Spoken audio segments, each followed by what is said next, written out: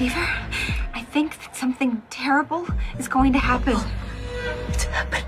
For the trumpet will sound and the dead will be raised, imperishable hands. Ruth? Are you there?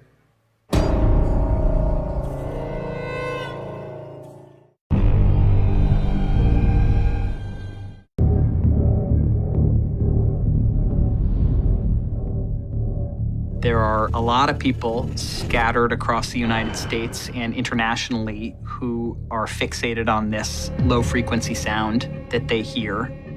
Science has yet to really account for what causes it. The goal was always to create something that not only had the qualities of something troubling and unique to what Henry hears, but also something that felt kind of ancient and eternal when Henry gets out to the forest. Our own hum within the world of this story is called the schisma.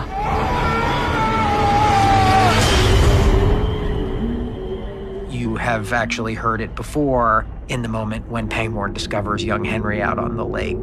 Henry?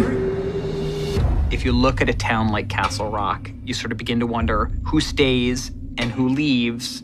And then there's this third, odder category, which is who's drawn to a town like Castle Rock.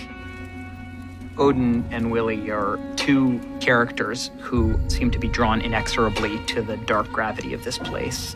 C.J. Jones, who plays our Odin, is a deaf performer and put on this astonishing performance and communicated so much just with his face and his hands. And it was important to us that we create the verisimilitude of sign language and make the scene as compelling and real as possible. There's so many moments in that sequence where CJ's expressiveness is pulling Henry in. The way that he performs all of that makes you desperate for more. Hey! Juniper Hill is a place that King fans will recognize. It is the resident psychiatric hospital, or as it is referred to often in the books, an insane asylum. It was gratifying to be able to explore both Juniper Hill and Shawshank, and I would say a real coup for the kid that he gets to bed down in both of those two august institutions. Oh my God! One of the things that we sort of slowly come to understand over the course of these early episodes is that Henry is disconnected from his mother and from this place that he grew up in.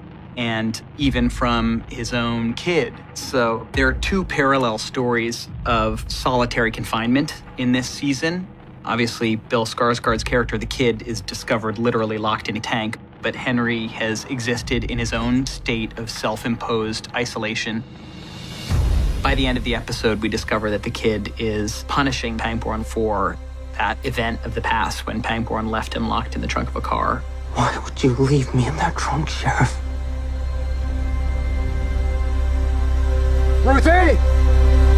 The house that Pangborn returns to is completely demolished. That was sort of the crucial moment that we've been driving toward for the first half of this season. This moment when the fate of a character we've really come to love, Ruth Deaver, played by Sissy, is an open question.